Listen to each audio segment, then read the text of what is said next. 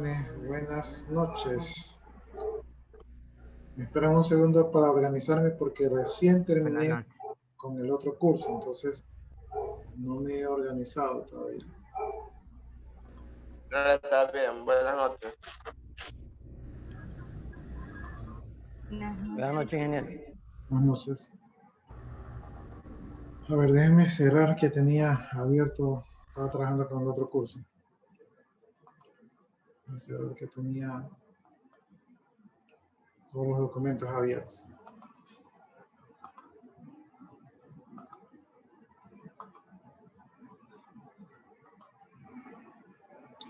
Hasta eso, vayan haciéndome acuerdo de dónde nos quedamos.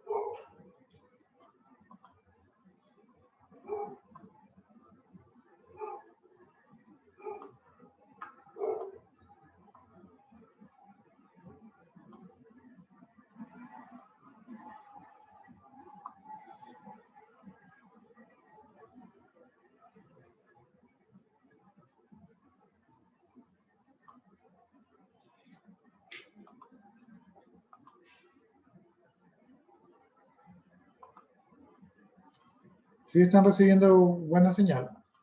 ¿Sí me escuchan? Sí, se escucha. Sí, lo que pasa es que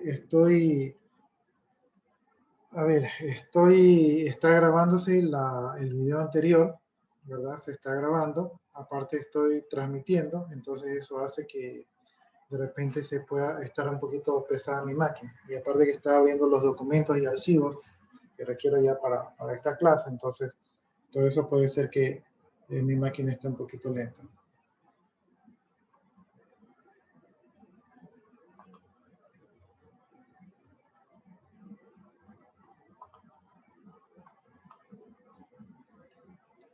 Bien, les comento que ya nos autorizaron para crear el curso.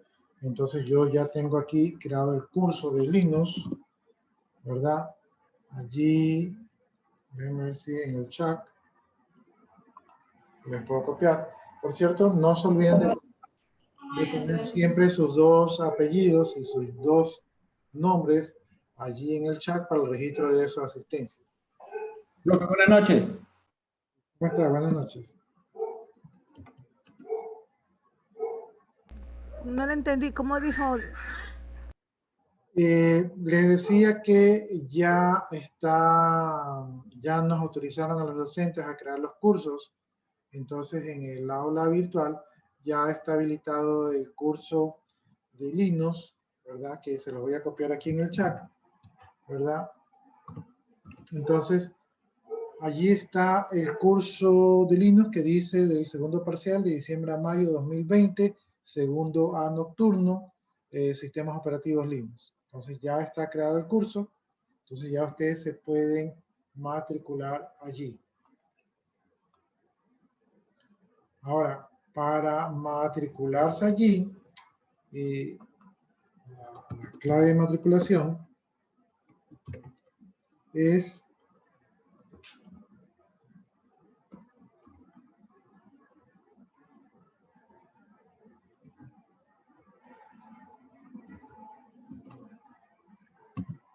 ahí que les copié. 2P2020 N Sol. Si ustedes gustan, mientras estamos aquí en el curso, hagan la prueba de ya inscribirse para que verificar si ya pueden ustedes registrarse en el curso.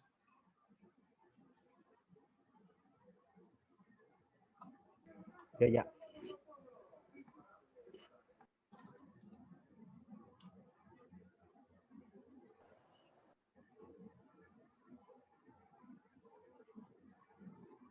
Ya me matriculé. Ya, déjenme hacerle un refresh.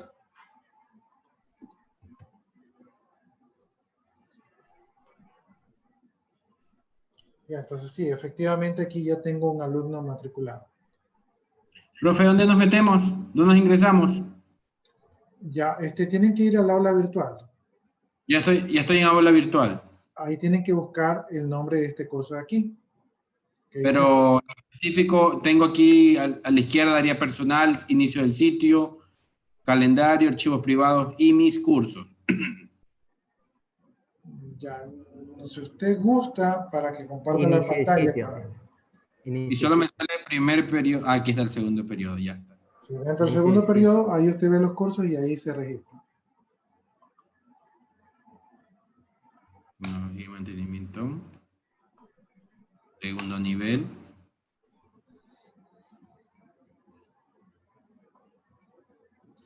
Ya, el curso todavía está vacío. El curso está dividido por secciones. Cada sección representa una semana. A ver aquí, sí. Este es el sistema operativo Linux, ¿verdad? Sí. Pero me sale aquí, me sale la fotito de una mujer, me sale aquí. Ah, 1P, pero yo puse el segundo periodo. Segundo No sé, periodo. no me asuste que haya yo puesto una foto ahí indebida. Ya ahorita vamos a buscar de nuevo, a ver, porque yo puse segundo nivel. Pero vamos a ver, segundo nivel, primer nivel. Ya, yo también creo que ya me matriculé. ¿Y no vieron ninguna foto de una mujer indebida? No, pero usted está en sistemas operativos Linux, ¿verdad? Sí, ahí está en la pantalla, ahí está el nombre del curso. ¿Puedo compartir mi pantalla un momentito? Ya ingresé. Estoy inscrito también. Ya estoy matriculado. Si les cuento que yo, como no me he matriculado, pero ahí entre todos le ayudamos. Déjenme habilitar la compartición de pantalla. Ya, ahí está habilitada la compartición de pantalla. Un momentito.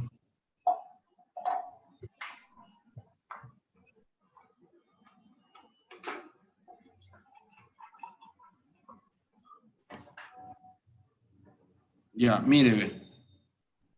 Yo ingresé aquí donde dice, déjeme ponerme atrás, donde dice segundo nivel. Pero está en el primer está periodo, correcto. dice. Tiene que escoger el segundo periodo.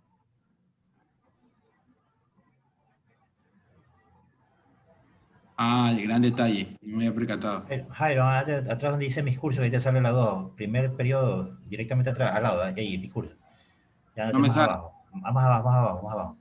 no me sale, mira. No te sale a ti directamente, tienes que irte, claro, a Es que segundo tal vez nivel. le sale si es que Pues, estuviera Ándate, matriculado en mira, el curso. mejor. Ándate en inicio del sitio. Aplasta ahí. También lo puede Ya, buscar. ahí baja, el curso. baja. No, baja, no con en la otra pantalla. Ahí, baja. Ahí. Segundo se periodo, sale ahí el está. segundo periodo. Y ahí coge la carrera. Tecnología. Tecnología. Esa, la segunda. La segunda es. Ahí, Ahí te segundo. vas al segundo nivel. Y listo. Y Ahí te está la vas carrera. abajo. ¿Es esta, profe? No, ahí estoy yo. Ya tienen que coger el nocturno. ¿Cuál es la contraseña? Era 2P 2020 N Sol. N. N Sol, SOL.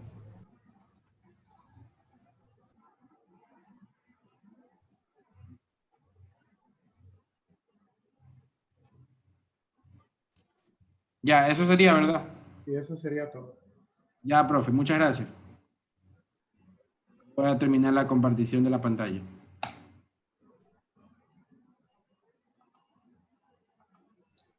Ya, les decía que aquí en el curso, ¿verdad? Todavía está nuevo. De hecho, aquí yo he visto que me faltan crear más secciones. Son 18 secciones que debo de crear. ¿Sí? Se va a crear, cada sección representa una semana. No, en este caso, nosotros ya estamos ahorita aquí en la sección 2 de la semana 2. Entre las cosas que van a encontrar son los avisos. Aquí creo que hay un aviso de la asistencia, que les recuerda un poco sobre el tema de marcar la asistencia. Está el link de la clase sincrónica, es decir, que si ustedes no se acuerdan cómo ingresar a Zoom, aquí ingresan directamente. Y por acá les he puesto el link de los videos, que son los videos de las clases que hemos tenido, cosa que si alguno de ustedes no logra ingresar a alguna de las clases por A, B, Z circunstancias, entonces podría revisar aquí en los links de los videos para revisar las clases que se perdió, ¿no? Algunos de ustedes de repente no tuvieron buen audio o estaba mala la conexión, entonces acá la pueden volver a revisar, o algún tema que no les quedó claro, pueden revisarlo del lado de acá. Bien, actualmente en la sección 1, que es de la semana pasada, solamente les he subido el PEA. El PEA está actualizado ahorita. Puede ser que tenga algún cambio, o sea, todo depende de lo que nos digan las autoridades. A veces hay cambios, pero son cambios mínimos. Entonces el PEA como su guía de estudio, pues sí les va a servir. Y por el momento es lo que tenemos. Es bastante probable que yo les ponga actividades tanto en la sección 1 como en la sección 2, pero para que ustedes puedan hacer esas actividades, la mayoría de las actividades van a ser realizadas en grupo.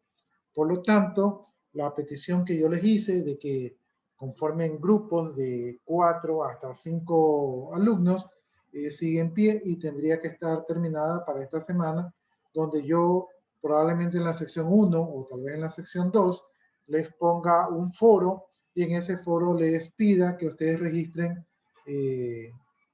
quiénes son los integrantes del grupo. Y conforme a eso voy a crear los grupos. Solo 4 participantes. Sí, solamente ponen los nombres de los participantes y yo lo que haría allí es de que yo asigno los grupos, porque en cursos pasados no pude hacer que los alumnos se automatriculen en los grupos, sino que yo mismo tuve que matricular. Entonces no sé cómo hacer que ustedes mismos puedan inscribirse en un grupo. Ahora, es importante que ustedes pronto se inscriban en los grupos porque yo ya voy a comenzar a enviar tareas. Y ya me pasó que cuando un alumno se inscribe tarde en un grupo y yo ya he calificado las tareas, este alumno se queda sin notas porque en el momento que yo puse la tarea, él no estaba en el grupo y entonces el sistema lo deja fuera del grupo como que si él no hubiera participado. Y eso les podría perjudicar. También, aunque todavía no está habilitado, también voy a habilitar la asistencia automática para que ustedes registren su asistencia allí, ¿no?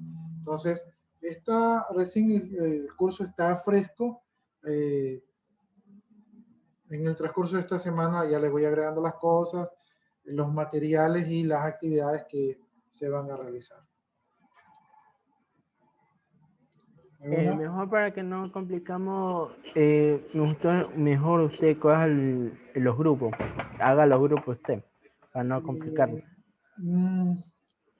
O sea, eso generalmente sucede con el último grupo, pero ustedes me imagino yo que ya se conocen o se caen bien o se convienen ustedes, porque imagínense que yo armo los grupos, yo no los conozco y que yo ponga 5 personas que viven, una en Palestina, una en Santa Lucía, uno al otro extremo del Aude, el otro en Guayaquil y el otro en Milagro, ¿sí? Entonces, ese grupo no va a tener tanto éxito.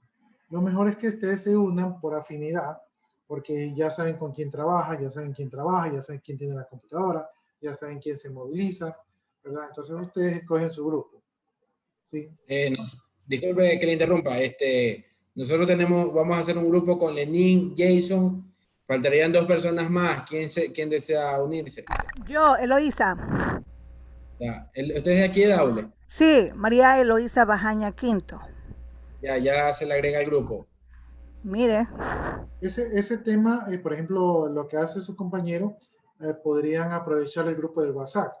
¿Sí? Ahí ponen y ahí en el WhatsApp se van organizando, y ahí dicen quién está y quién no está, para que se organicen por allí. Y luego lo que hacen es que en la actividad que yo les pongo acá, me sube quiénes son los integrantes y yo, basado en lo que ustedes me pongan en el foro, armo los grupos. Y traten de no cambiarse porque este grupo va a funcionar para primer parcial y para segundo parcial. ¿Sí? No se pueden cambiar de camisetas porque se les puede dañar las notas. ¿Sí? Una pregunta. Dígame. También se puede reunir cualquier persona así, pero también podemos reunirnos por Zoom. También. Ya, es que ese es justamente lo que se me pasó por alto, que me preguntaba su compañero si yo armo los grupos. La idea de armar los grupos es que, por ejemplo, si ustedes viven cerca o son parientes, ¿verdad? Entonces ustedes puedan reunirse, pero si no lo pueden hacer, también no hay problema porque ustedes pueden reunirse por sus propias sesiones de Zoom. Entonces, la idea es respetar el distanciamiento social, o sea, no, casi la mayoría de las actividades que yo les mando a hacer aquí, ninguna es para que ustedes se reúnan físicamente porque sería una imprudencia de parte de los docentes hacer eso. O sea, de hecho estamos en la casa justamente para guardar el distanciamiento social. Entonces, justamente como usted dice, las reuniones deberían de ser por Zoom. Porque si fueran así, si fueran ¿cómo se llama? El grupo de Lenin se reunían así en Daule, en el parque, tiene que reunirse. Pero aquí donde yo vivo, solo estoy yo y mi compañera Carmen, solo los dos. Sí, la idea es que puedan organizarse de manera digital porque esa es la época pandémica que nos ha tocado vivir. Claro, Entonces, porque miren, en este caso, yo estoy en el grupo con Lenin, pero yo soy de acá Isidro Ayora. Y bueno, ahorita, como usted dice, lo que se va a usar es la tecnología. sí, traten de evitar, incluso aunque ustedes vivan cerca, traten de evitar juntarse porque está medio complicado este tema de la pandemia, ¿no? Y ahora tenemos ya este nuevo virus que realmente no nos ha dado ni un respiro, ¿no? O sea, ya tenemos el nuevo virus y también, no sé si ustedes han visto, pero yo más o menos de lo que he visto de las noticias, dicen que ahora se están enfermando bastante los jóvenes, ¿sí? Entonces ustedes como jóvenes pues tienen que evitar enfermarse por lo siguiente. Primero, cuando se enferman los jóvenes, algo que si bien es cierto que no se mueren, o la mayoría de los jóvenes no se mueren, porque sí hay jóvenes que les da grave, ¿verdad? Eh, quedan secuelas. Y quedan secuelas, por ejemplo, que les puede dañar el tema de la presión, el tema del corazón, el tema de los pulmones, el tema de los riñones. Entonces ustedes pueden quedar con una calidad de vida más baja. Por lo tanto, como ustedes como jóvenes deben de autoprotegerse. O sea, no, el tema no es tan ligero como, me dio una gripe y no me pasó nada. No, se les puede dañar la calidad de vida. Por un lado. Por otro lado, los doctores están reportando que los jóvenes están enfermándose. Parte de eso de allí, yo creo, es una teoría, de que sucede esto. Los jóvenes, como se confían, ¿verdad? Se juntan con otros jóvenes y no sé si saben, pero el tema de la carga viral es muy importante con respecto a los síntomas. Entonces, si usted comparte con otra persona y están respirando el virus mayor cantidad de tiempo, entonces ustedes se contagian más fuerte.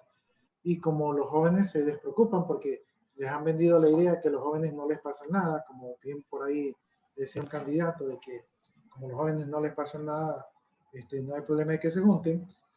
Entonces se están descuidando y están, según yo, están tomando más carga viral y esto está haciendo que se enfermen, porque si a usted le cae un poquito de virus, a lo mejor no le pasa nada. Si a usted le cae un poquito más, usted se enferma pero sobrevive. Pero si a usted le cae mucho virus, usted puede tener consecuencias graves.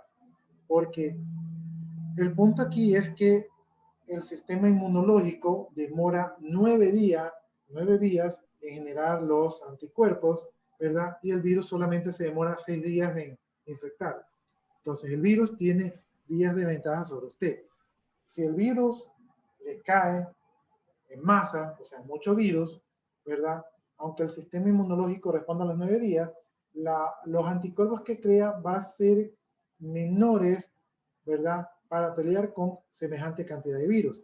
Pero si el virus no ha crecido tanto, ¿verdad? Entonces usted puede generar los anticuerpos que logren controlar ese virus, ¿no? En síntesis, mi recomendación es que se cuiden, y no solamente ustedes, sino que cuiden a sus familias, a sus padres, a sus abuelos, porque ustedes pueden llevar el virus a la casa y como bien a algunos no les pasa nada, pero igual llevan el virus a la casa. Entonces, cuídense y cuiden a los suyos. Es lo que les podría decir. Bien, y todo esto aquí conlleva a que, no, por lo menos yo y me imagino que la mayoría de mis compañeros, queremos que ustedes mantengan el distanciamiento social para que no se vayan a enfermar y obviamente no tengan ningún tipo de consecuencias, ¿sí? O sea, puede ser consecuencias leves, ¿verdad? Pero es una lotería, entonces, sí, con la salud no se debería de jugar. Bueno, volviendo a nuestro tema, nuestra página web está todavía un poco pobre, pero Dios mediante vamos a ir, cada semana yo pongo una tarea por clase o una tarea por semana, dependiendo del nivel de la tarea, ¿verdad? Y también voy poniendo actividades aquí. Entonces, todo va a quedar registrado aquí en la página web y ustedes eventualmente podrán consultar su nota y su asistencia directamente aquí. A mí no me tienen que preguntar nada, aquí ustedes lo podrán consultar. Esa sería la idea.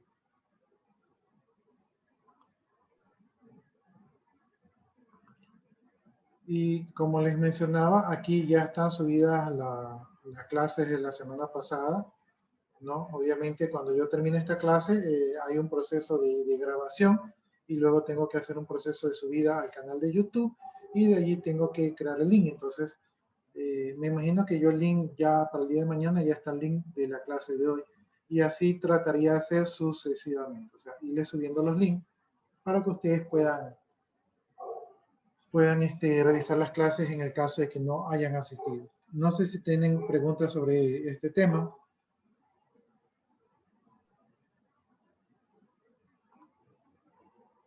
Yo creo que no. Ya, no se olviden de ponerme sus 2 apellidos y sus 2 nombres porque todavía esta semana, que como no está habilitada la asistencia automática, todavía esta semana creo que la asistencia de Zoom va a servir como asistencia sincrónica y asincrónica.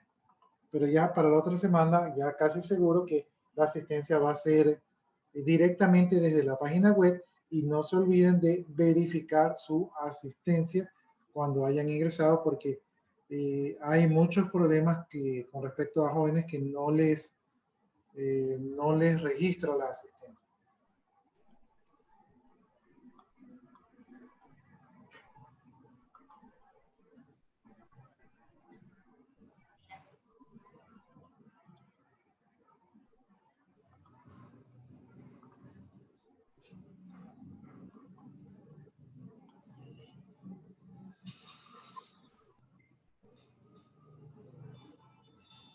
Ya.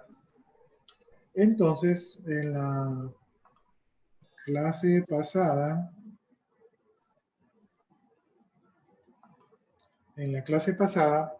habíamos visto lo que era el sistema operativo GNU Linux, ¿verdad? Creo que ya habíamos visto esto de aquí. Habíamos visto algo de las aplicaciones que corren en Linux, que muchas de ellas son también software libre, ¿verdad? Y yo les había mencionado de que aparte que eran libres, eran buenas, pero obviamente no eran igual que las licenciadas. En las licenciadas hay gente que les pagan para desarrollar, mientras que por acá hay voluntarios que desarrollan, entonces no es la misma calidad, ¿no? Habíamos visto que nuestro sistema Linux era multiusuario, multitarea y multiplataforma y que entre otras características pues era estable y eficiente y también decían que había miles de programas de software libre, pero la mayoría de estos software están orientados a temas de servidores, ¿no? A temas de usuario final, Linux no es el sistema operativo preferido para usuario final porque de todas maneras la gente está acostumbrada a un Windows y de un Linux no es un Windows. También tocamos el tema de trabajar en el modo consola, que es generalmente, como esto es derivado de Unix, entonces aquí se trabaja en modo de línea de comando o modo consola o modo terminal, ¿verdad? Que es donde las mayorías de administradores de servidores Linux les gusta trabajar porque se pueden hacer cosas más o menos potentes allí, ¿no? Y habíamos visto también las diferencias entre Linux y Unix. Habíamos visto que Unix, que es el mejor sistema operativo del mundo, pero es licenciado, ¿verdad? Mientras que Linux es gratis. Y esa era una de las principales diferencias, porque de allí, como compartían el mismo kernel, incluso los comandos son similares entre Linux y Unix, ¿no? Y nos habíamos quedado para ver las diferencias entre Linux y Windows. Entonces, la principal diferencia que existe entre estos dos sistemas operativos es que Linux es gratis, ¿verdad? Mientras que Windows es un software propietario y se tiene que pagar un licenciamiento, ¿no?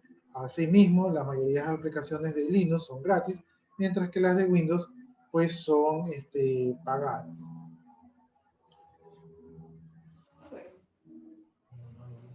Ahora, no sé si les mencioné, pero, por ejemplo, si ustedes instalan, mejor dicho, si ustedes se van a una empresa, ¿qué sistema operativo ustedes van a instalar?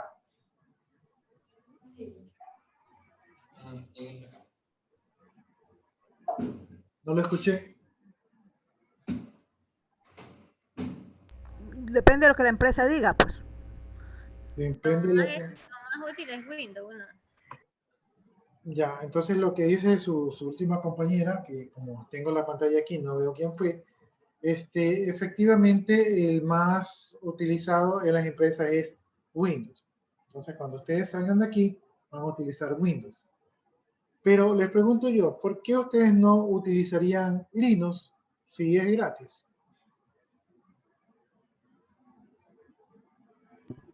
Yo creo que la mayoría no lo utiliza porque no tiene mucho conocimiento, pues. Exactamente, entonces la mayoría no utiliza Linux porque no tienen, no están familiarizados.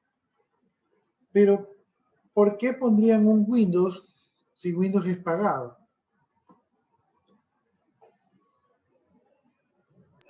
Eso es como usted nos dijo, pues, de que cuando uno compra una máquina, nos dan un plazo, qué sé yo, de 3 meses gratis. Y bueno, de eso se trata el marketing, porque uno ve y se enamora de lo que está viendo, pues, y lo que va a hacer es comprarlo. Ya, entonces Yo póngase, creo que póngase la empresa... en el chat, póngase participación en clase. Ya, yo Yo efectivamente, a ver, le escucho al compañero que está hablando. creo que las empresas también lo harían porque como tienen los conocimientos de estudios, vienen con Windows. Y si se pondrían a capacitar personal, sería un costo adicional para lo que es que se capaciten en Linux en este caso. O sea, sería algo absurdo en una empresa que lo implemente. Ya, es que como bien lo dijo su compañero y yo no me acordaba si lo había mencionado o no, efectivamente Windows tiene una buena estrategia e incluso funciona así. Suponiendo que yo soy el dueño de una empresa y que yo soy tacaño y por eso quiero poner Linux y obligo a todos mis usuarios a que utilicen Linux porque yo no quiero pagar licencia. Chévere, utilizo Linux y mis usuarios pues les cuesta un dolor de cabeza, pero utilizan Linux. Resulta que tengo proveedores, tengo clientes y si yo les hablo de otra cosa que no sea Windows, ¿verdad? Por ejemplo, le digo, no, ahí te envié en el open source. No, es que allí tienes que irte por el FTP y hacer un hiperterminal para bajar la información. Entonces, si yo le digo que hagan eso, mis socios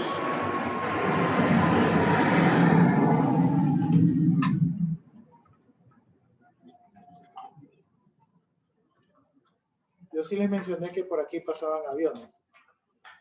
Sí, Entonces, ahí, Sí, así es. entonces, si yo les digo eso a mis socios, les digo, o sea, no estamos trabajando con el mismo software, aunque parezca mentira, pero eso puede entorpecer las negociaciones, provocar errores, ¿verdad? Y quién sabe, pérdida hasta de clientes.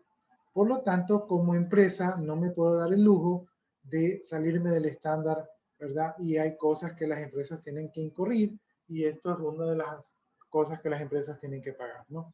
Entonces, es difícil deshacernos de Windows, por lo menos a nivel de usuarios. Pero a nivel de servidores, la cosa cambia. A nivel de servidores, la gente muy experta en sistemas prefiere Linux. ¿Sí? La gente que es muy experta. Los que no son tan expertos prefieren el Windows porque es más familiar y más fácil. Pero los que son expertos prefieren Linux porque es más estable, más rápido y hay software también que se pueden hacer cosas interesantes, ¿no? Les mencionaba yo que la mayoría de las herramientas de los hackers están basadas en distribuciones de Linux. Entonces, esas serían las principales diferencias.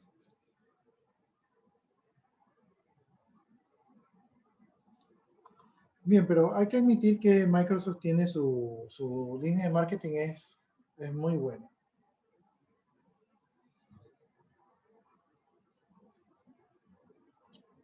Ya, entonces, bueno, aquí nos habla un poquito de Linux, ¿verdad?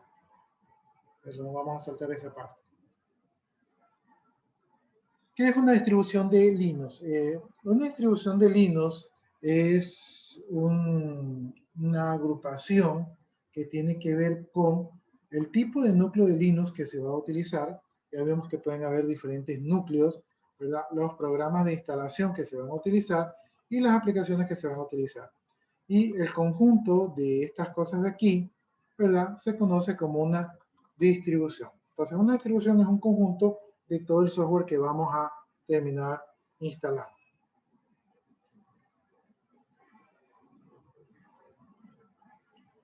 Bien, las distribuciones de Linux algunas son conocidas. Aquí vamos a ver unas que otras, ¿verdad? No están todas. Entonces, una de las distribuciones de Linux es Ubuntu. Esta está enfocada a los ordenadores de escritorio, ¿verdad? Aunque también se puede utilizarla como servidores, ¿no? Esta distribución de aquí está basada en otra distribución que es Debian, ¿verdad? Y una de sus principales características es una instalación fácil, ¿verdad? Por acá dice que Ubuntu está patrocinada por Canonical, ¿verdad? Que es una empresa privada.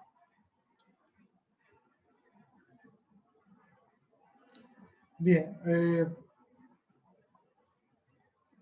Ubuntu, ¿verdad? Es una versión de Linux que es la más parecida a Windows. Y por lo tanto, cuando anteriormente hubo una época en que las máquinas salían de los proveedores con un sistema operativo, el sistema operativo que le colocaban era el Ubuntu, porque el Ubuntu era lo más similar a Windows. Entonces, al usuario final no se les hacía tan complicado, o no era un cambio tan... Sí era un cambio brusco, pero era lo más similar a Windows, ¿no? Entonces, eso es lo que podemos destacar de esta distribución de aquí. Bien, aquí tenemos OpenSUSE, ¿verdad? Esta distribución de aquí fue auspiciada por la empresa Nobel y AMD. Y entonces el objetivo de esta distribución era de que que se puedan hacer distribuciones fáciles de conseguir mediante el uso de Internet, ¿no? Entonces esta aquí se descargaba de manera fácil. Ese era su principal propósito. Bien, tenemos otra distribución que se llama Mint. Esta de aquí, en cambio, está basada en Ubuntu, ¿verdad? Y el objetivo de esta aquí es que contenga todos los plugins del navegador y todos los codes para video, de tal manera de que ya esté lista para funcionar sin tener que instalarle nada, ¿no? Entonces, aquí se podían reproducir los DVD, podía utilizarse Java, y entonces el usuario pues no tenía ni que instalar ni que configurar todos estos componentes, porque estos ya estaban listos en la distribución de Linux basada en Ubuntu, ¿no? Entonces es un Ubuntu, pero como que ya con software preinstalado. Bien, después de Mint tenemos otra distribución que se llama Fedora. Fedora proviene de otra distribución que es Red Hat. Si se dan cuenta, es como que van saliendo distribuciones y de esas se abren otras y de esas se abren otras. Se van como abriendo. Bien, Fedora proviene de una distribución llamada Red Hat, ¿verdad? Y que incluye, Red Hat incluye tanto software libre como software propietario. El tema de Fedora es que sea un sistema operativo completo de propósito general, ¿sí? Pero que sea de software libre.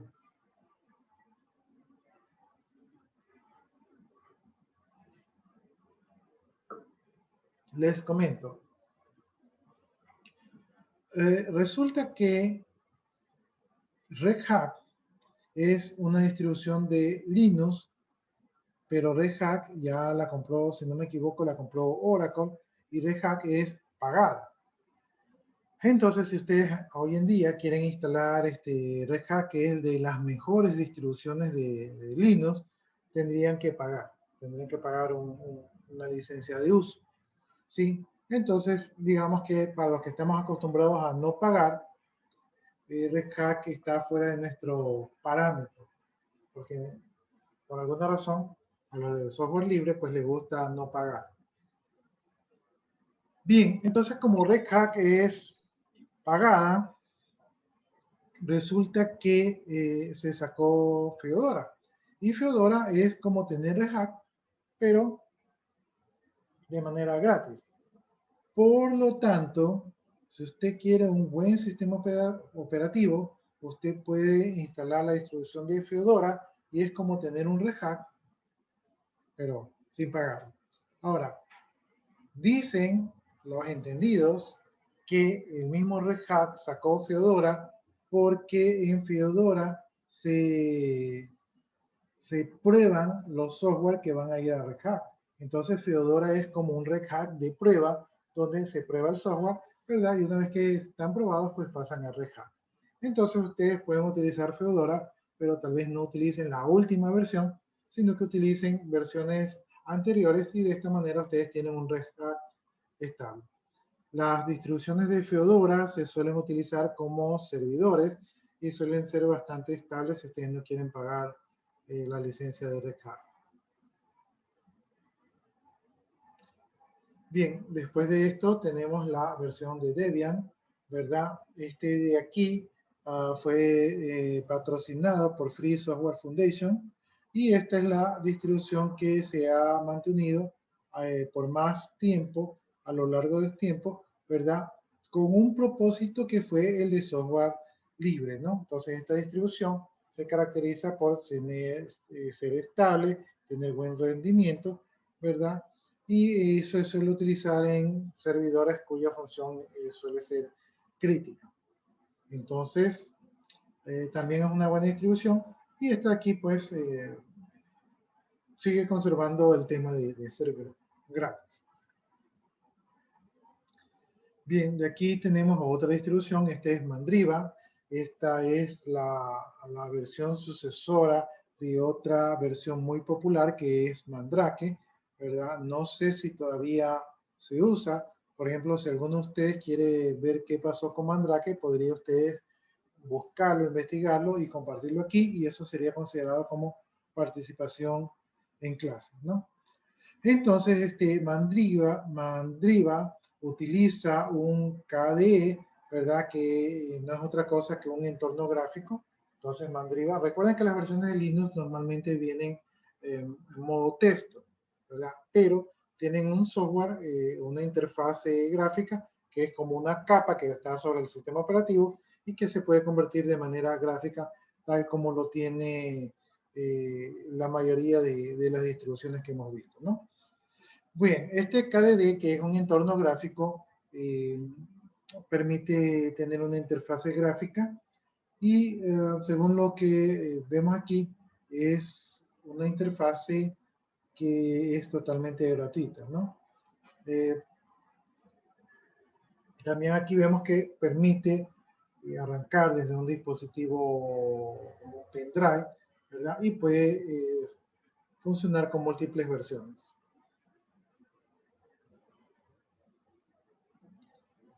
Bien, por acá tenemos otras distribuciones. Este aquí es Metis. Este aquí también utiliza un KDE como un escritorio gráfico, un entorno gráfico. Y estos fue creada como para que lo utilicen usuarios como una estación de trabajo. O sea, está pensada más como para estaciones de trabajo y para tareas ofimáticas. Todo eso es de Linux, disculpe. ¿Perdón? Todo esto proviene que son derivados de Linux. Todas estas son distribuciones de Linux, es decir, Linux como tal es el sistema operativo base, pero existen diferentes distribuciones y estamos viendo algunas nomás. No son todas, son solamente algunas, las más populares. Y Linux sí ofrece estos servicios gratuitos porque como dice que hay unos que se pagan aquí, que hay que cancelar. El pagado es de Red Hat, ese es el pagado. Los otros son gratis.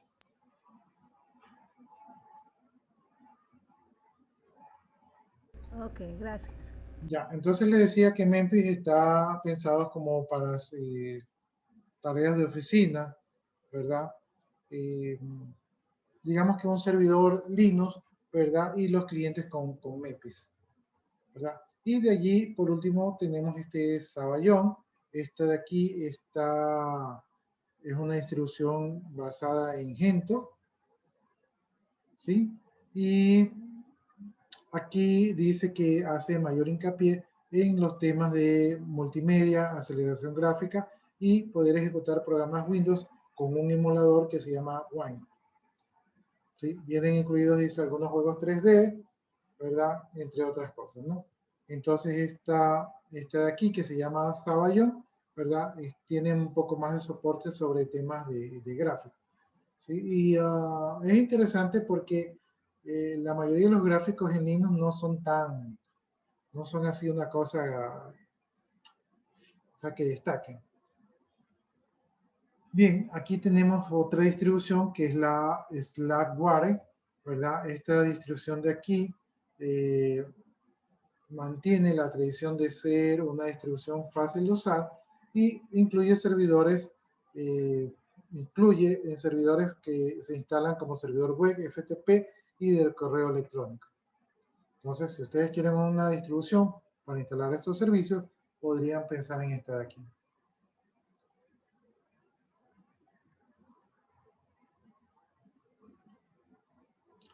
Bien, estas no son todas las distribuciones las que hemos visto.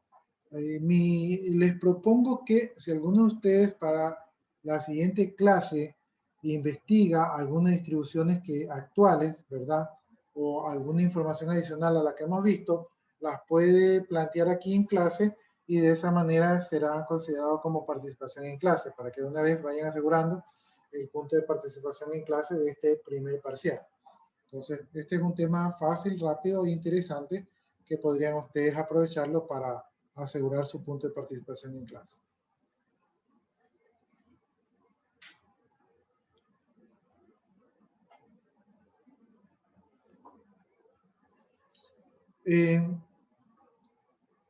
No recuerdo si ya vimos la historia de Linux. ¿Vimos cómo comenzó Linux?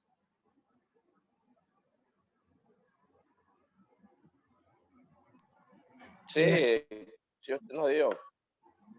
Ya, entonces si ya les di, creo que hasta aquí sería.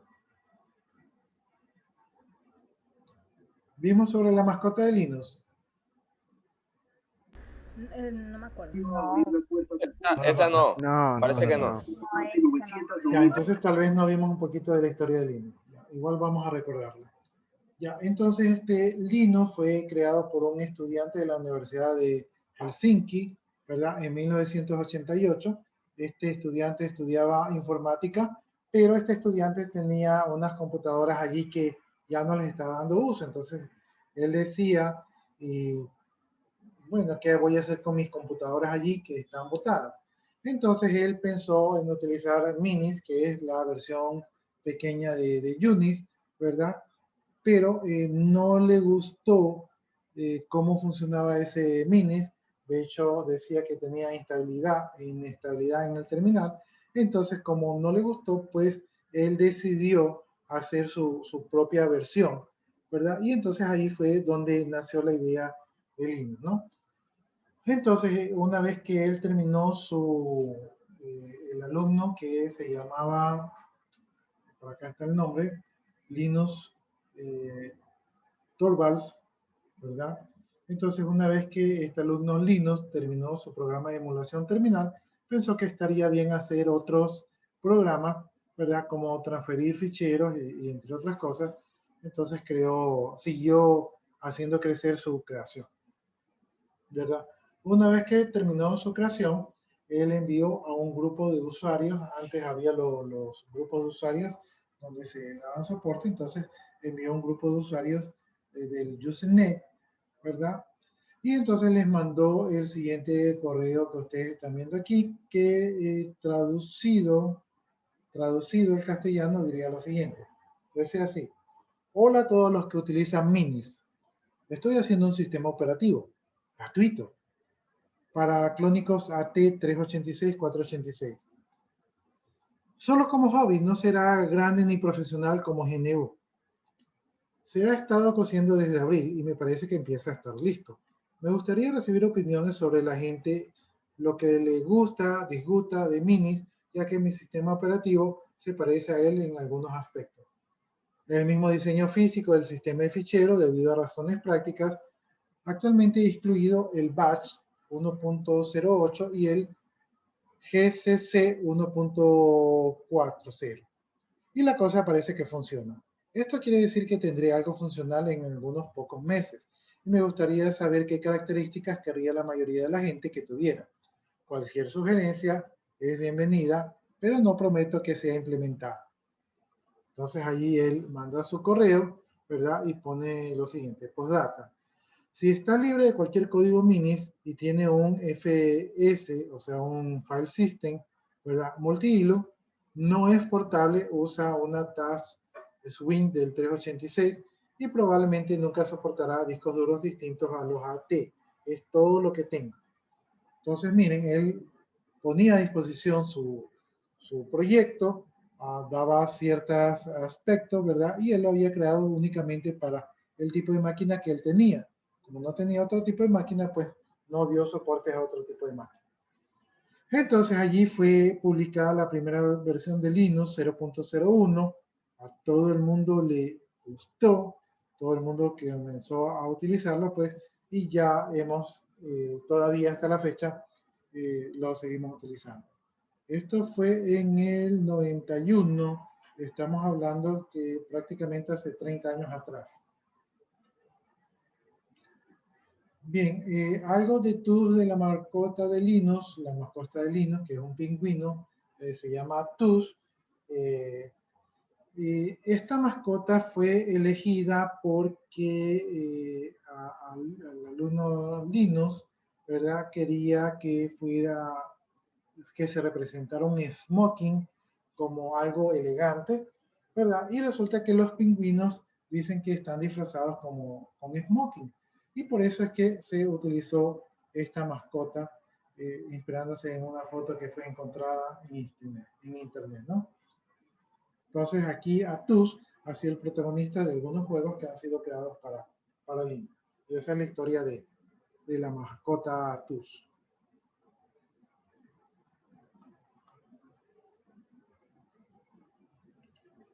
Bien, entonces hasta allí, ¿alguna pregunta, jóvenes?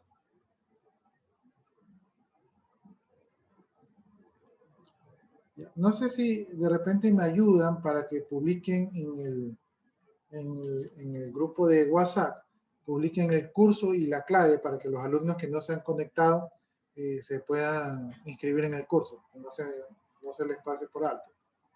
Publíquenlo, por favor, la clave del curso y el curso en el WhatsApp para que puedan unirse.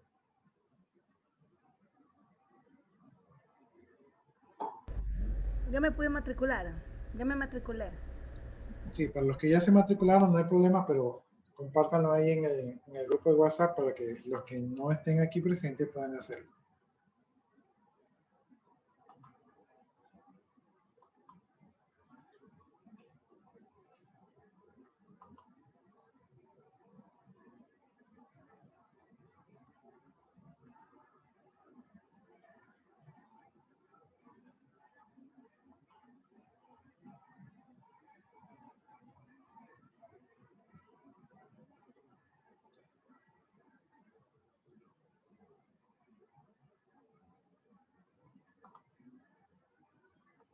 Déjenme abrir unas diapositivas.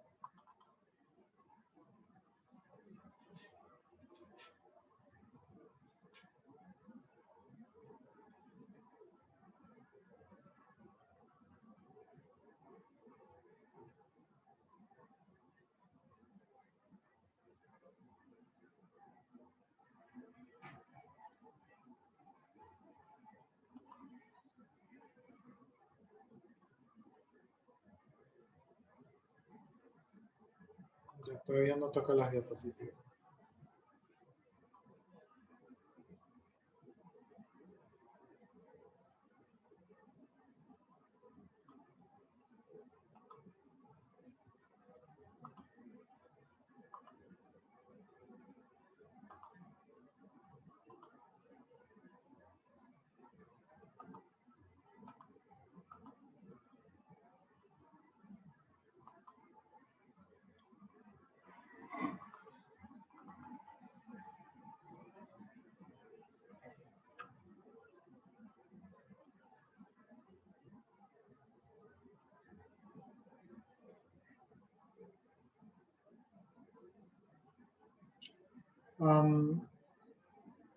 Miren, cuando no existían las computadoras, ¿verdad? Y la gente iba a los bancos y usted llegaba al banco, resulta que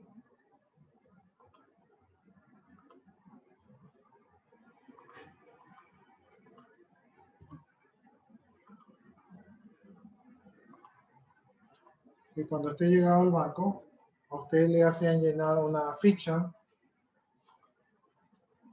con datos, ¿verdad? Entonces, esta era una ficha que usted llenaba. Y era un papelito. Resulta que cuando usted iba al banco le registraban los datos en la ficha y si usted hacía un retiro o un depósito, lo que sea, entonces usted iba teniendo más fichas, ¿no? ¿Sí? Y todas esas fichas tenían sus datos. Me imagino por ser como socio activo, algo así. O sea, claro, como usted era cliente del banco y no existían las computadoras, entonces llevaban el control en un papel. Pero imagínense, por ejemplo, una persona que trabaja llenando los datos y que tiene muchos clientes, tener todos estos papeles ahí en el escritorio, pues seguramente se le pueden confundir. Por lo tanto, para que no se le confundan, pues entonces optaron por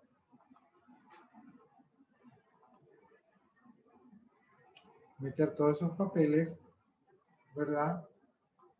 En una carpeta. Entonces, la carpeta se agrupaban todos los datos o las fichas de los clientes y entonces está en una carpeta y así era más fácil saber la historia del cliente. Cuando el cliente venía, iban a la carpeta y buscaban los movimientos y allí le daban el estado de cuenta del cliente.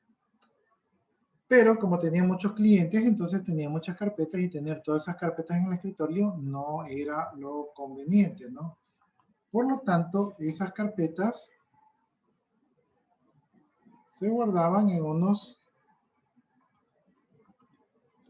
cajones, ¿verdad? Entonces, las carpetas con los datos del cliente se guardaban en cajones.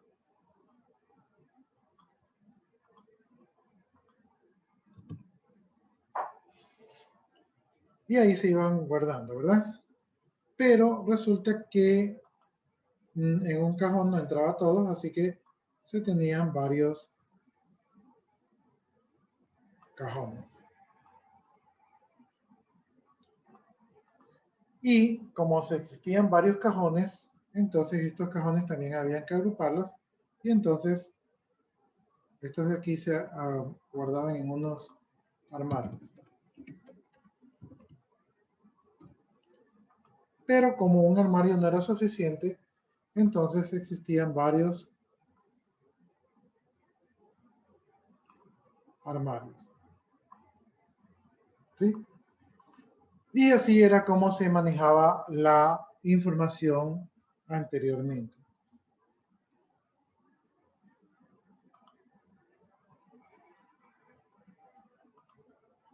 ¿Verdad? Así se manejaba la información anteriormente.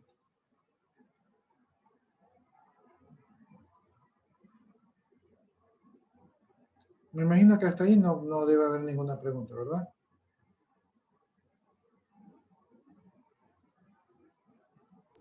No, está todo claro.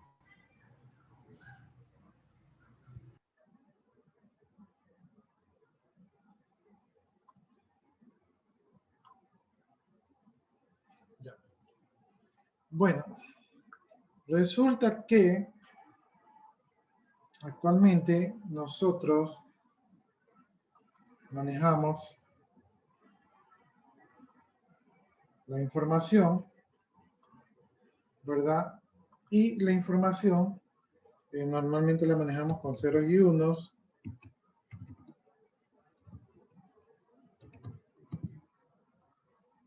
Entonces nuestra información está así, está en código binario, y ese código binario está agrupado en unas cosas que nosotros conocemos como archivo.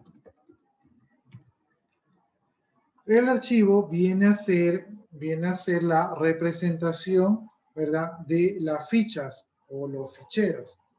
Entonces, los archivos que nosotros manejamos en las computadoras, ¿verdad?, están en código de máquina, que son código binario o ceros y unos. ¿Sí? Bien, estos archivos tienen que guardarse en un lado.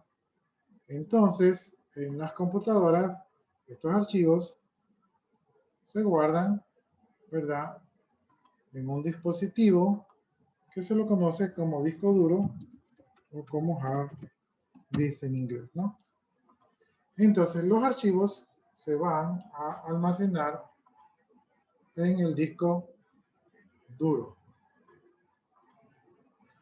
Pero los archivos que se guardan en el disco duro, que se guardan en 0 y 1, no es como en un archivero que nosotros tenemos que se guardaban en cajones, ¿verdad? Sino que los archivos se guardan en espacio de disco, ¿verdad? Por ejemplo, aquí se guarda un pedacito del archivo.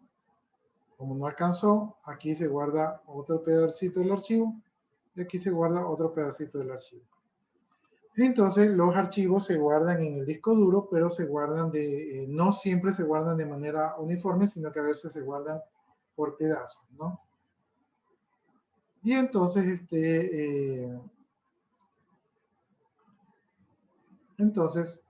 el archivo, para estar completo, salta de un espacio al otro, y ese es el archivo. Ahí está en el disco duro. Cuando el usuario quiere acceder al archivo que está guardado en pedacitos por el disco duro, entonces, ¿cómo accesa a ese archivo? Para eso, hay una zona en el disco duro, ¿verdad?, que vendría a ser considerado como un índice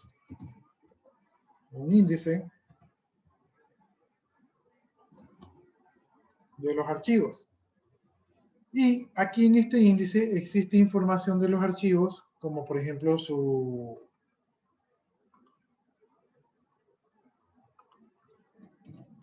nombre, ¿verdad?, su tamaño,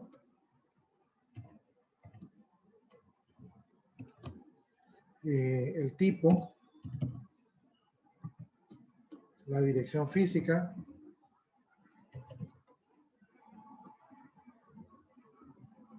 o sea, la dirección física del disco, de repente los permisos, etcétera, ¿no? Entonces, toda esta información que es relevante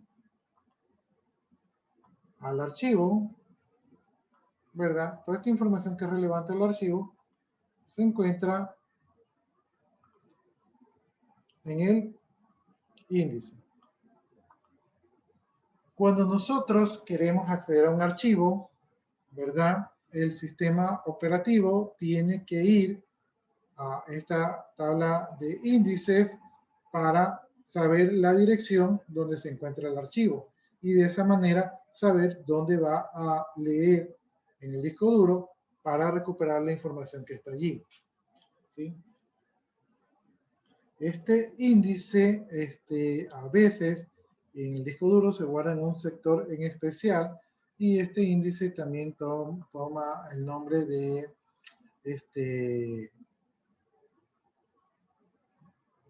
se me fue el nombre. Tabla de partición. Bueno, le voy a dejar, por ahorita le voy a dejar el nombre así como está. Ahora, todo este esquema aquí se llama sistema de archivos o en inglés file system.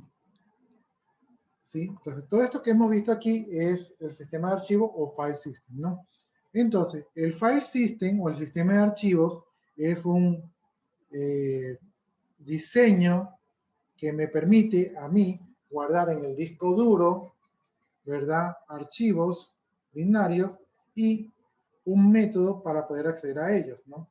Que es por medio de esta tabla de particiones que está aquí, ¿verdad? Y todo este esquema aquí se conoce como file system. Y dentro del file system, ¿verdad? También hay esquemas de agrupamientos de archivos mediante carpetas, ¿no? Carpetas que aquí en el disco duro vendría a ser como directorios. Directorios o carpetas. ¿Sí? Entonces, esto existe,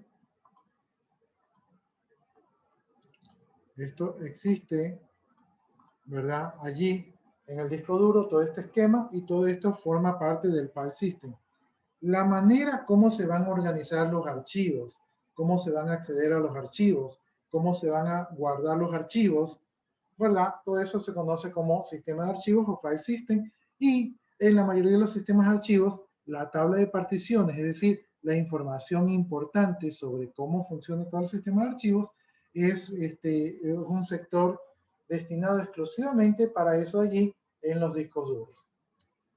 ¿Alguna pregunta hasta allí, jóvenes?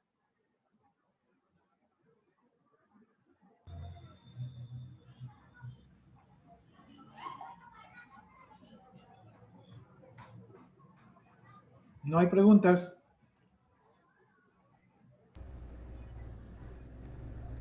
No, al parecer todo está claro. Bueno. Una vez que hemos visto esto de aquí, ahora sí, nos regresamos a nuestro material de estudio y en nuestro material de estudio vamos a hablar un poquito, ¿verdad?, de lo que es el FHS o el sistema de archivos de Linux, ¿no? Aquí estamos viendo, aquí no era, esperemos un ratito, déjenme buscar dónde era. Déjenme ver si era por acá.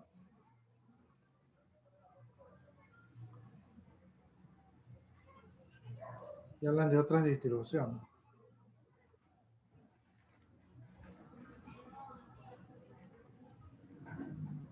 Se me perdió dónde está el sistema de archivos. No creo que sea este de aquí. Déjenme buscarlo bien. Dame un segundo.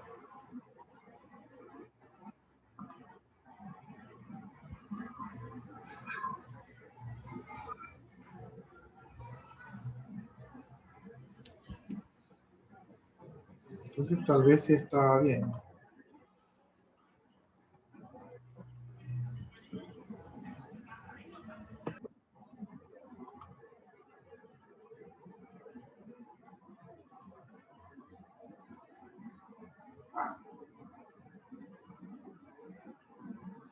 Ya, sí creo que estaba bien. Estaba bien entonces.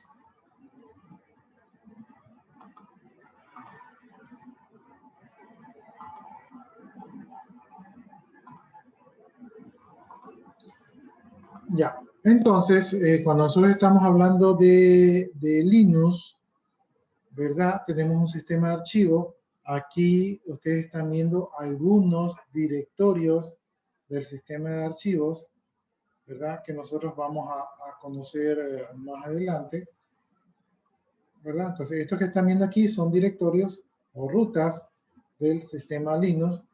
Y bueno, aquí, esto lo vamos a ver más adelante, son algunos comandos. Bien, entonces aquí tenemos el FHS. El FHS es el sistema de archivos que es el estándar que fue creado para Unix. Aquí en este sistema de archivos vamos a encontrar los nombres, las ubicaciones y los contenidos y los permisos y directorios de los archivos, ¿no? En Linux los directorios también se consideran como archivos, ¿sí? Solamente que son archivos especiales.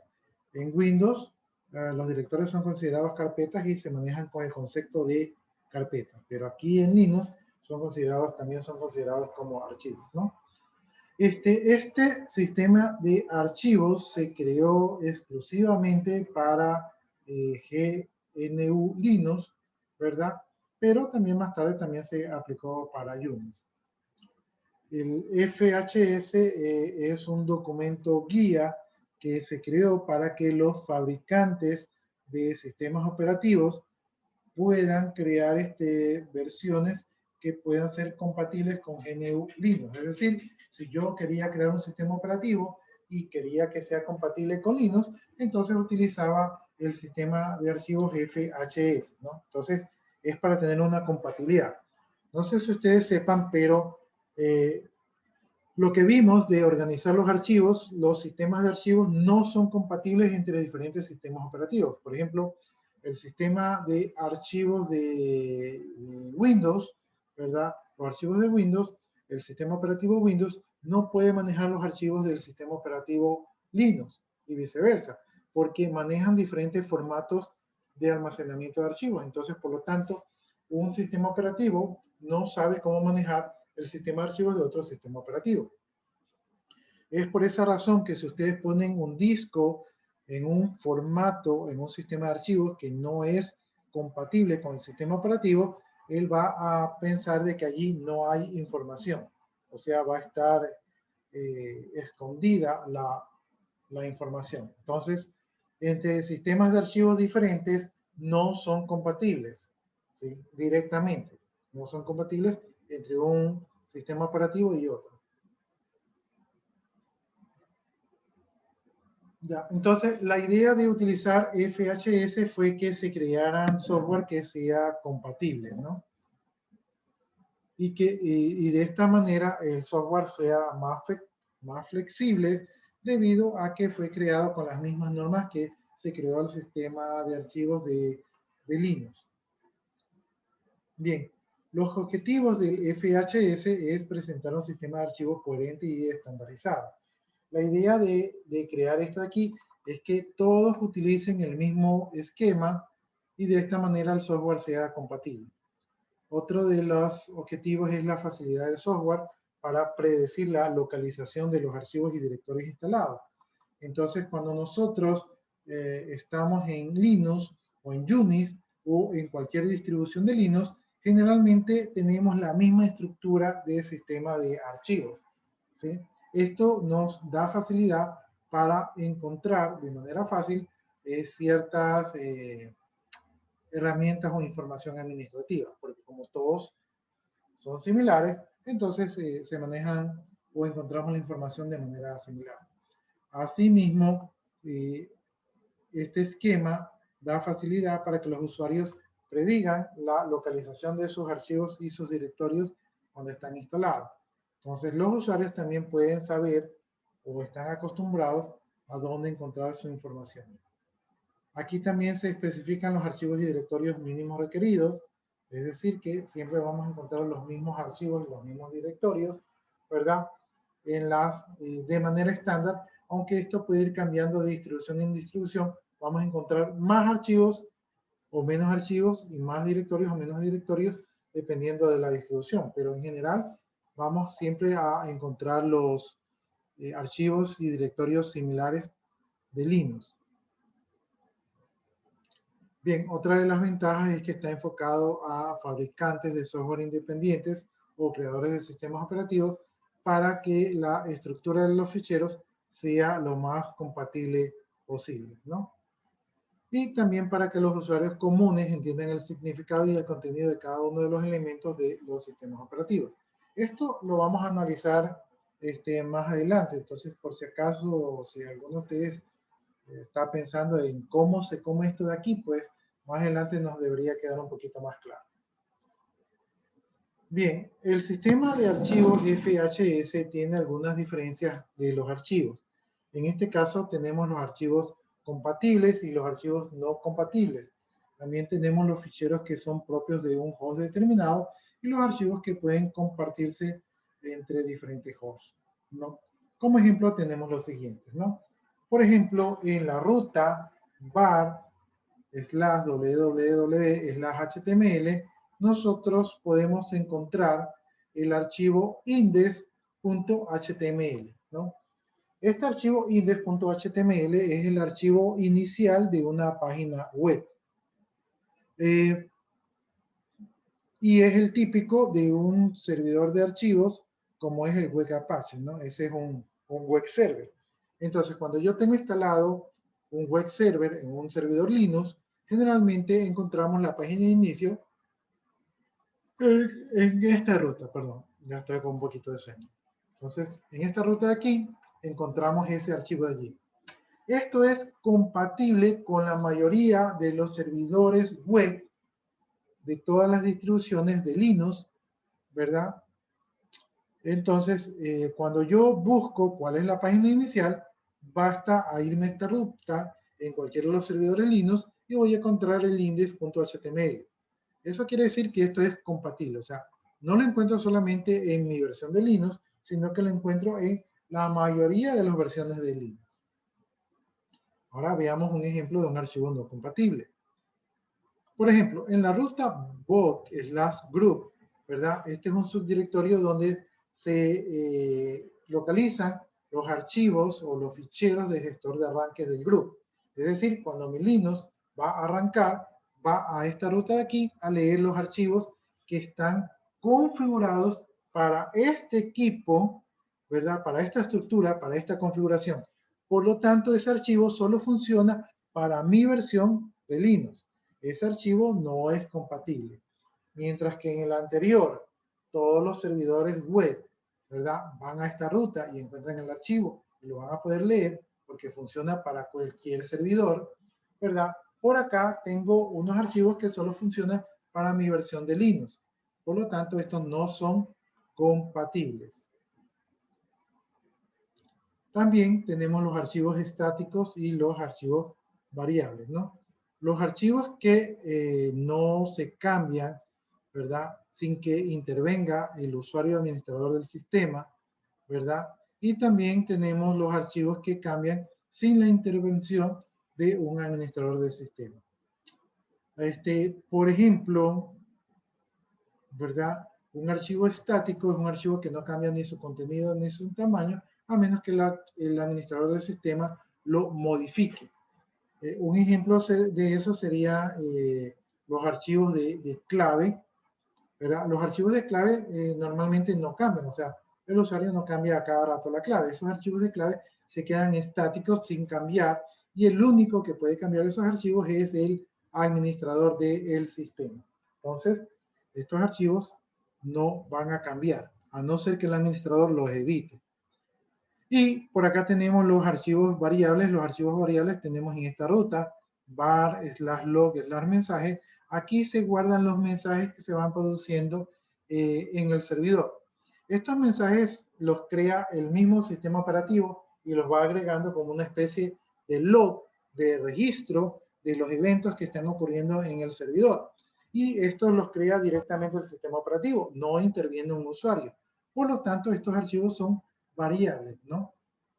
Van cambiando, ¿verdad? Conforme se van produciendo los eventos, y estos eventos pues pueden ocurrir en cualquier momento. No es algo planificado por el administrador. Entonces, hemos visto el concepto de archivos no compatibles, archivos estáticos y archivos variables. ¿Alguna pregunta con respecto a esto de aquí? Sobre los archivos variables, que dice que varían, pero ¿Cómo varían? Ya les repito, déjenme ver aquí. Estaba viendo el chat con unos mensajes, no sé si algo me han escrito por ahí. Ya,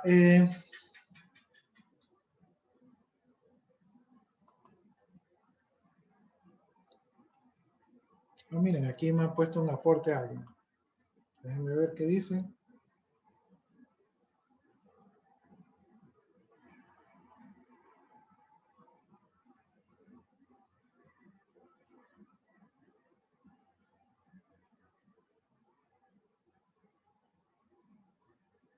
Ya, ahí los voy a tener en cuenta los que me han puesto los aportes para la participación en clase.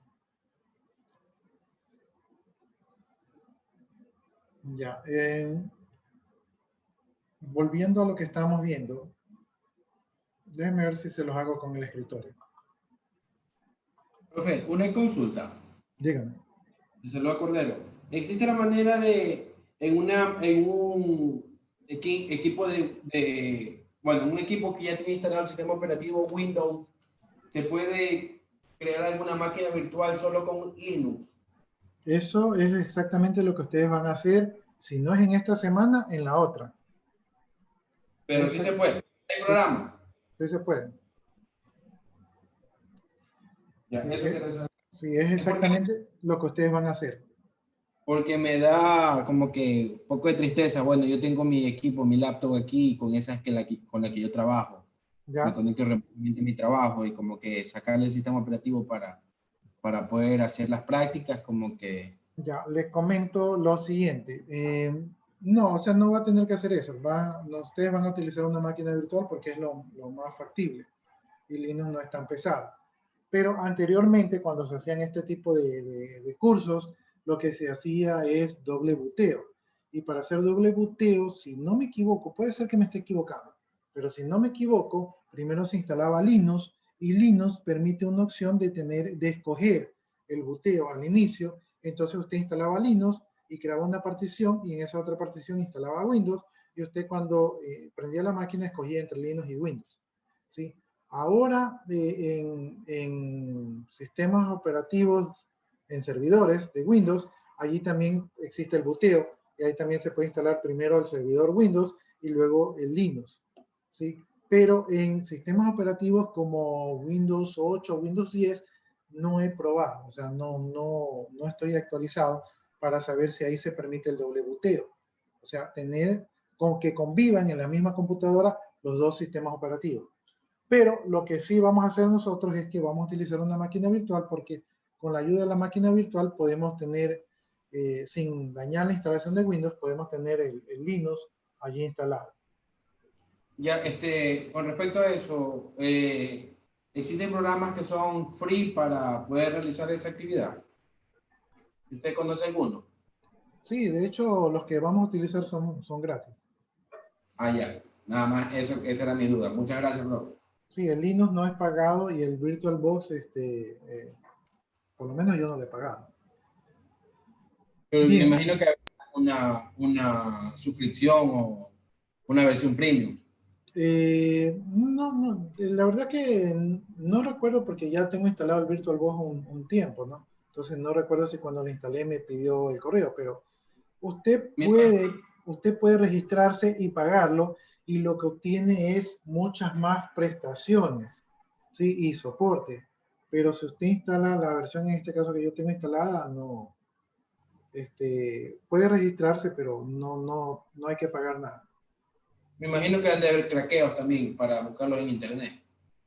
No hay, por lo menos en esta clase aquí no es necesario. ¿Sí? No es necesario craquear nada. ¿Sí? Gracias, profe. Es software libre, ¿no? Recuerden que una de las ventajas y de las opciones de Linux es que no necesitan comprarlo. Bien, rápidamente, lo que decía su compañera sobre los archivos dinámicos, ¿verdad? Yo tengo aquí un archivo, ¿verdad? Y este archivo es un archivo de claves. En este archivo de claves yo tengo, por ejemplo, el usuario 1. Yo digo que la clave del usuario 1 es el password 1. Tengo el usuario 2 y la clave del usuario 2 es el password 2. ¿Sí? Entonces, díganme ustedes, ¿cuántas veces yo voy a modificar ese archivo de claves?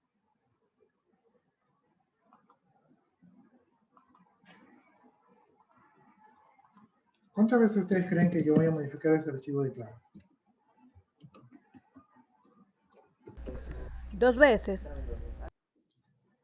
Pero no, una vez que yo ya he definido eso, ¿cuántas veces yo voy a entrar aquí a este archivo de claves a modificarlo?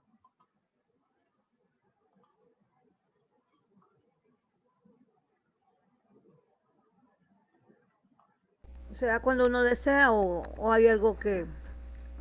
Es cuando uno desea, ¿no? Entonces, si yo defino las claves, un usuario no cambia de claves así a cada rato. Normalmente será cada 3 meses, o cada que me llegue un nuevo usuario, o cada que alguien quiera cambiar la clave. Entonces, aquí yo voy a entrar como administrador, voy a entrar a modificar el archivo de claves, pero muy de vez en cuando. Por lo tanto, la mayoría del tiempo este archivo va a estar estático, no se va a actualizar.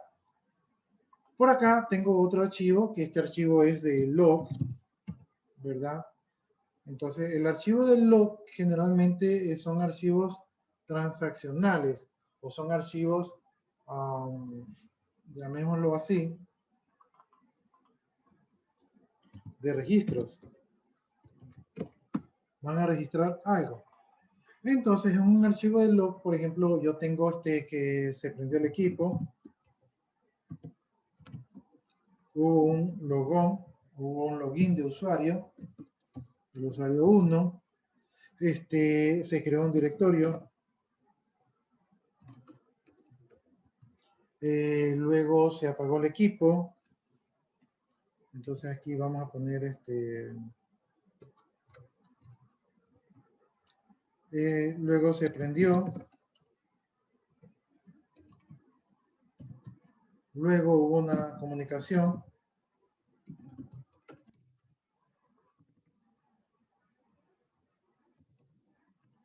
luego no sé, se borró. Ya, entonces aquí en este archivo de aquí se están registrando todos los eventos que están ocurriendo en el servidor, porque este es un archivo de registro, es un archivo log. Por lo tanto, este es un archivo que se crece o cambia su tamaño o cambia su contenido de manera dinámica, ¿no? Entonces, este de aquí es un archivo variable o dinámico. Entonces, esta es la diferencia entre un archivo estático y un archivo variable.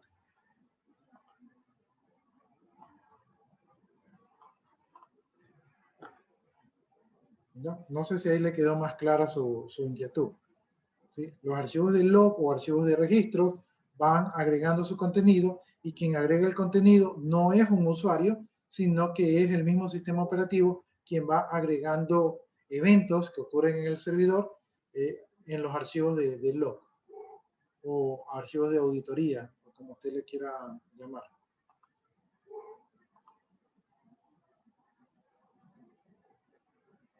O sea que la misma máquina va registrando los eventos también. El mismo sistema operativo va registrando los eventos. No sé si Allí ya quedó más clara la película. Sí. Listo, entonces.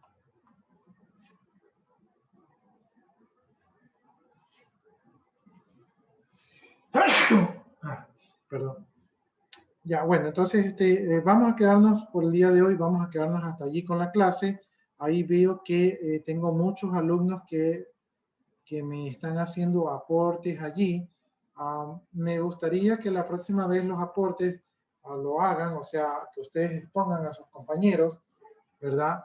Lo que están colocando ahí. No quiero que simplemente me hagan el copiar y pegar, sino que compartan, o sea, lo que ustedes asignaron del contenido, ¿sí? Entonces, por hoy se los voy a aceptarlo, pero en la próxima, si alguien va a hacer un aporte, me gustaría que me digan así, profesor, yo quiero hacer un aporte, mire, resulta que tal o cual cosa, ¿no? Entonces, así es interesante porque a lo mejor los compañeros están atendiendo la clase y lo que ustedes están colocando aquí lo leen para después o a lo mejor no alcanzan a leerlo. Y la idea es que todos los que estamos aquí presentes, pues participemos del aporte que ustedes están dando, ¿no? Entonces, por hoy nos vamos a quedar por allí. No sé si alguno de ustedes tiene alguna inquietud, alguna duda, antes de irnos. No, sí que es verdad que tiene razón, porque no se puede atender a ambas cosas a la vez. Sí, entonces sí. ¿Cómo dijo que vamos a hacer a la próxima? Que si alguien tiene algún aporte, o sea, simplemente levanta la mano o en algún momento de pausa, hace su aporte y lo expone a todos los compañeros y allí lo leemos, lo analizamos y lo escuchamos, porque eso es la participación en clase, o sea, no es solamente copiar y pegar, es solamente como estoy cumpliendo, ¿verdad? Pero recuerden ustedes que mientras ustedes más participen, es mejor para su desarrollo profesional, o sea, a mí no me sirve mucho, pero a ustedes les sirve bastante. Entonces, la participación de ustedes es importante para que ustedes se desarrollen, expongan su punto de vista.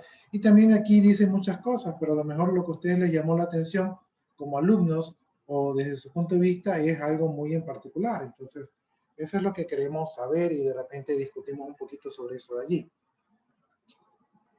Bueno, si no hay más inquietudes, nos estaríamos quedando allí.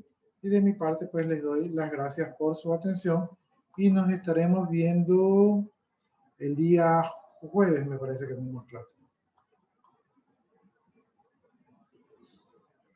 Listo, jóvenes. Entonces, me voy a quedar un rato más yo copiando sus participaciones y su asistencia. Y si ustedes gustan, ya pueden ir saliendo para que ya vayan a merendar y descansar. Buenas noches. Gracias, ingeniero. Muchas gracias. No. Ingeniero, lo que es la diapositiva, ¿será posible que nos hiciera llegar eso? Ya, lo que es la introducción, eso de allí lo voy a subir en el aula virtual, pero como recién estoy preparando, probablemente no lo haga tan rápido, pero sí lo voy a hacer en esta semana. Entonces, ahí van a obtener el material que hemos visto. Gracias, ingeniero. Ya. Listo, Juan. Entonces, yo me quedo, pero ustedes, si gustan, ya se pueden retirar. Muchas gracias por su atención y que tengan buenas noches. Gracias, ingeniero. También que tenga buenas noches. Gracias. Gracias, profe. Que tenga- Gracias, hasta el jueves. Pues. Buenas noches.